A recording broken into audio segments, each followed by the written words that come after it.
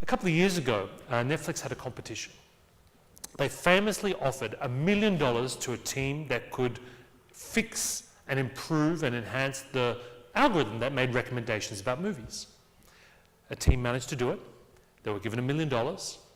What do you think Netflix did with the algorithm? They threw it straight in the bin. Now, why did they do that? Well, because in that interim period, which was only about 12 months between when the competition started and ended, Netflix business changed completely. They went from sending out DVDs in little red envelopes, do you remember that, to a streaming business. And suddenly, with a streaming business, they had data on not only what movies people wanted to watch in the future, which movies they started to watch but didn't finish, what movies they looked at after those movies. In fact, they went from having an abstract view of the customer's preferences to a real-time view of human behavior and their taste on entertainment in the 21st century. And that's why they needed a totally different approach to the way they created value in their business.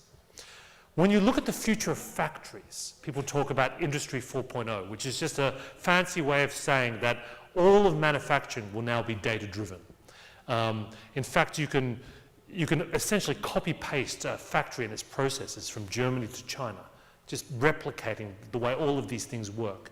If you use software like PLM today, from Siemens, you can change the design of a jet engine, and a small change you make will automatically adjust the production line, because from conception to production, it's a total digital workflow. A couple of months ago, I was in Africa, in Kenya, and I was running a session for the African operations of Coca-Cola. And they told me this amazing story about Nigeria, because they were trying to improve performance in their stores, and they realized they needed data to do that. But I mean, Nigeria is not exactly a highly connected country. But what they did is they sent tablet computers on their field staff to all of these tiny stores where they sold Coca-Cola. And using a machine learning algorithm, these tablets made recommendations about, small changes to the placement of Coca-Cola in the fridges, the temperature of the places where it was being sold, even discussion points about the different products that they could talk to the merchants about.